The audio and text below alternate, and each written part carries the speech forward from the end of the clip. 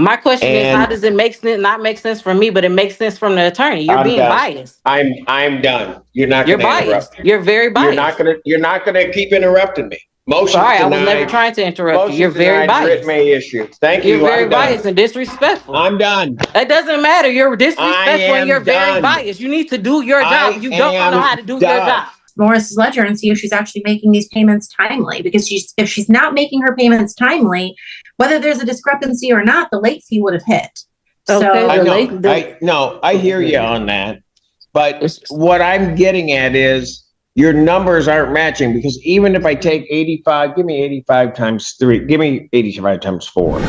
Right out the gate, this hearing explodes. Tenant Keir Morris accuses bias, the judge pushes back, and a landlord default judgment hangs in the balance. Motions, Zoom drama, and missing deadlines collide fast. Stay sharps, Scribe-like, and share for more dramatic courtroom breakdowns as tensions rise and tempers flare today. Oh, there you are. Hello. State your name. Keir Morris. All right.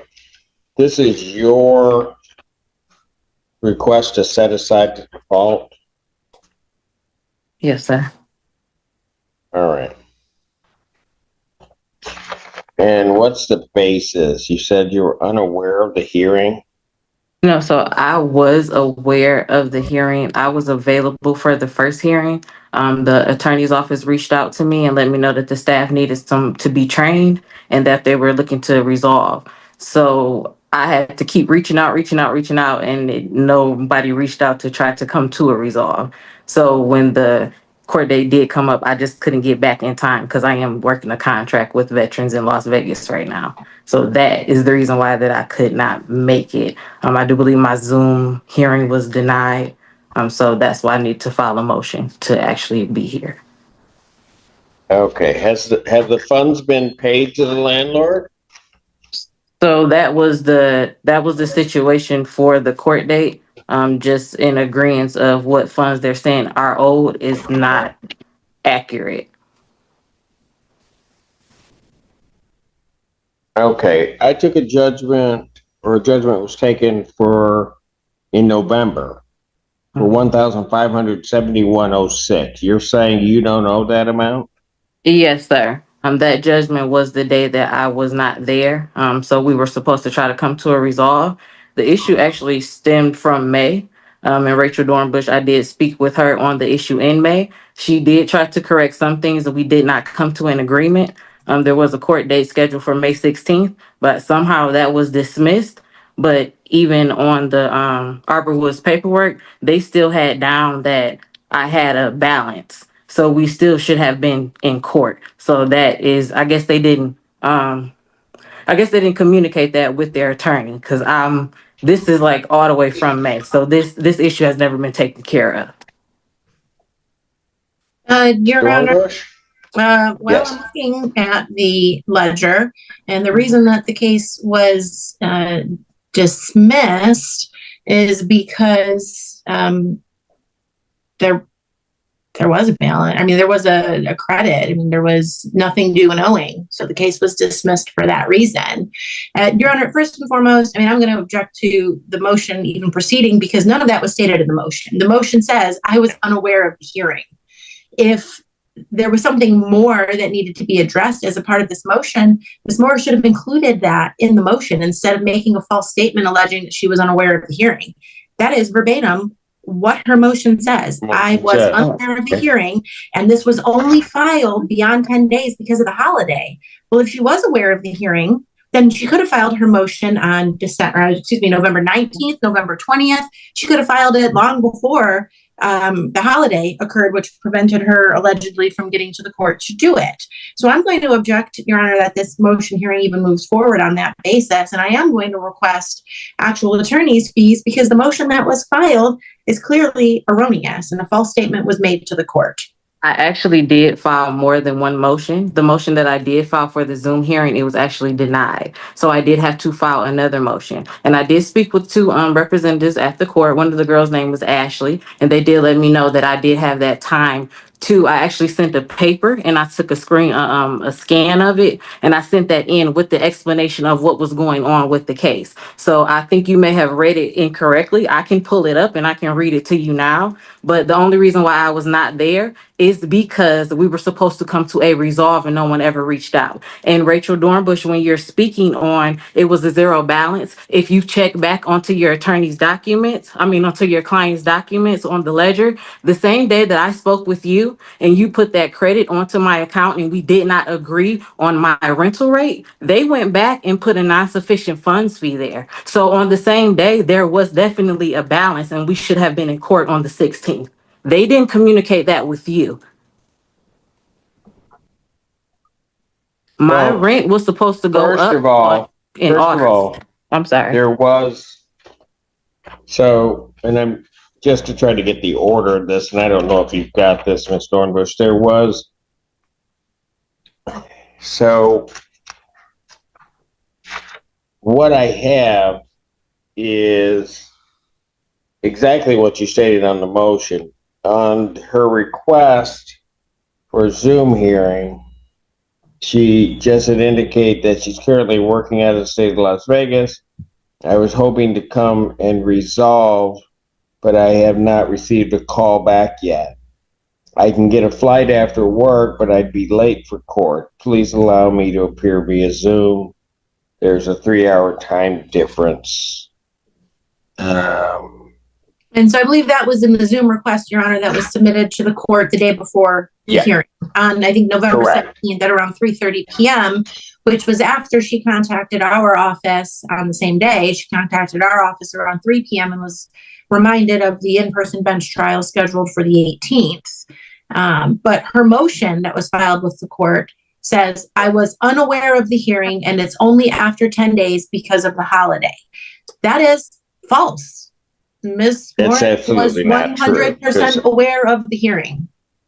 If we're speaking on things, I'm sorry, my phone blanked out. If that may have been, I did file 2 motions. So I don't know if both of them actually it came through. I can pull up the ones that I have and I can send it back into the court. Ma'am, So I have your signature on a motion to set aside the default. And under paragraph 2, you're asking the court to set aside the judgment. And it indicates that it must be filed within 10 days of the default judgment. And then it's because, and you wrote in, I was unaware of the hearing, and it's only after 10 days because of the holiday. The first part of that is it's patently false. You were aware of the hearing because you filed the request for a Zoom on that, so you knew the hearing was taking place. This is where it unravels. Maurice insists ledger errors, shifting balances, and staff mistakes explain everything, yet none of it appears in her written motion. The judge demands numbers, not stories. The contradiction fuels frustration, escalating. Accusations of bias and pushing the courtroom toward an inevitable blow-up, everyone watching stunned. And then you said it's after 10 days because of the holiday. I don't even get that because the judgment was on November 18th, and there's at least really 7 days, well, more than 7 days before the holiday. There was like 9 days before the holiday that you could have filed it. So, and I'm confused on the motion. It did not get filed with us until December 1st was your signature, and that's when our timestamp is. And yes, I do. I'm not trying to cut you off. I did call in. She did let me know that I had a few more days, and she let me know that I had to file a motion. I have the emails from you guys, and I never got the $20, I guess the check thing to actually put the motion in online. So I had to have someone come up there and do it. I would have had the motion in prior to that. My Zoom hearing was denied, and I did submit a piece of paper with a lengthy information on what we're talking about. This is the same conversation that we had prior to when when the other attorney decided that they needed to train staff and were trying to come to a resolve. So my information hasn't changed, and my issue hasn't changed either. And if we would have been in court in May, because that ledger says I in had a May, balance. ma'am, trying to go back to May, Ms. Dornbush just stated you had a credit on your account, and that's why they dismissed it. Correct. The same So- day, Judge. Ms. Dornbush is not But- acknowledging that her client put a non-sufficient funds fee and reversed that payment back onto my ledger after I spoke with her. When are you saying that happened? That happened on the same day, on 5/6 of 2025. Do you see that on the account, Ms. Dornbush? I do see that, Your Honor, and I believe, but I can't speak to it with certainty because I was unaware of that until Ms. Morris brought that up. But if a dismissal had already been submitted to the court, my client would have then had to motion the court to reinstate the case, number one, to try to pursue those amounts. And following that, Ms. Morris did continue to make payments on the account in June. Payments were made and credits were done to the account, leaving a balance of $50.49. And so I don't believe my client felt there was a reason to reinstate based on subsequent payments being made. Well, sorry, I don't want to cut you off. Just to let you know, Ms. Dornbush, because I know you didn't speak to your client. I spoke to them and we were going back and forth. They ignored my phone calls, a whole lot of things. That was done probably about 2 hours after me and you had spoke. And they literally have it on the ledger. They knew about it, and it took over 30 days for them to actually correct that. And they also put a $30 late fee onto May's rent as well. So this is an issue that needed to be addressed because just like with the $2, my rent was supposed to go up in August. That's a whole 12 months.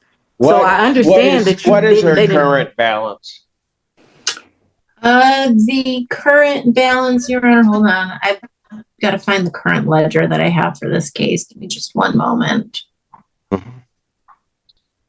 With December, Your Honor, $2,364.19. And ma'am, if I take everything that you're saying, how much are you saying you owe? Honestly, Judge, there was a discrepancy in I know September. that. Okay, so I'm saying you in September. tell me, Yeah. taking out all of that, how much do you think you owe right now? I think I owe them around $300 from the discrepancy that the office made in September, sending out a notice, 7-day notice, saying that my rent was $360. Did you pay December rent? Yes, I did. I paid it into escrow at the court, and I did that with November's rent as well. I've got $700. So you're saying that if I take that $700 off, add the $300, so basically $1,000, that you're saying that there's an error on your account in the amount of $1,364.19.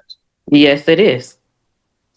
Absolutely not, Your Honor. You can say absolutely not. Where if you is look that at the going to first. come from, ma'am? So where it's coming from is my lease is supposed to start in August. They charged me a lease increase in May, June, and July. My lease is supposed to be from 8/1/2024 to. All right. So in May, June, and July, what are you saying they charged? They charged me $694 for lot rent. And if you're saying that, what should it have been? My lot rent should have been $657. So that's about a $50 difference each of those months. That's $150. On top of late fees. So how many late fees? They charge you 2 late fees per month. Okay, so that's even if they $85 did per that, month. and Ms. Dornbush, maximum amount of late fees per month is what? Your Honor, the late fees total per month is $55 that gets charged on after the 5th, and $30 that gets charged on the 21st. So it's $85 a month. However, let me go look at Ms. Morris's ledger and see if she's actually making these payments timely. Because if she's not making her payments timely, whether there's a discrepancy or not, the late fee would have hit. Okay, I So, know. I hear you on that. But what I'm getting at is your numbers aren't matching because even if I take 85, give me 85 times 3, give me 85 times 4. 5 times 4, 340. 340. So I've got 150 and 340. Where else are you claiming that there's a discrepancy of some type? Okay, so moving forward, if you look at to July, well, you took that. If you said my rent was $657 in July, I went into the office. They locked my mailbox, and I have been kicked out of the customer portal to pay online. So I get charged a $10 fee with every payment. Ma'am, listen If to you me. look on, if you look on my Listen ledger, to me. You are claiming that there is some $1,300, almost $1,400. That is a discrepancy on your account. I'm yes, asking sir. you for where that discrepancy is. Okay, You sir, have and given me I'm 150. I'm not sir. agreeing with you. I'm just Uh, saying, where mhm. are you getting these numbers? So where I'm getting these numbers from are my ledger. It started in May. So they put a non-sufficient funds fee on the account. After they put that non-sufficient funds fee, they added that money that was owed for May, the rent, they added that onto June. I have a 7-day notice from June. It says my rent at the top of the paper is $657, but they're not putting that onto the ledger. So that isn't carrying a balance. They put the non-sufficient funds fee, put the 718 back onto my ledger around June 12th or June 13th. Moving forward, we still had a balance in July. No one is trying to come to an agreement about the balance with my ledger. So it kept on incurring. Then we get to August. August, I go into the office. They say I owe $175. So she says, well, you know what? Since you've been locked out of your account, her name is Dana. She said, you've been locked out of your account. We'll credit you those $10 fees back. I'll do 17 of them. We're going to investigate. We'll do more. Kenya just took those $170 credits off in October. Those were supposed to be taken off in August. I paid my October rent to the office. They told the court that they didn't have any rent. If you look at 9/6 on my 7-day notice, Kenya, the new manager, sent out she sent out a letter saying I owe $360. Ma'am, you are telling me that there's some $1,300, $1,400. You are not telling me where those numbers are coming from. You Okay, have so let me given rephrase me this, a Judge. total amount of Mhm. $490, basically, that you're saying shouldn't be on your account. I said there's a total, the $450, if you look at my ledger that I paid in September, that was supposed to be the total balance owing for September. That was a staff error. It was $360. I made a $450 payment to cover the late fees. So I should not have a balance. That was a staff error, not my fault. They sent me one paper in the mail and they sent another paper to the court.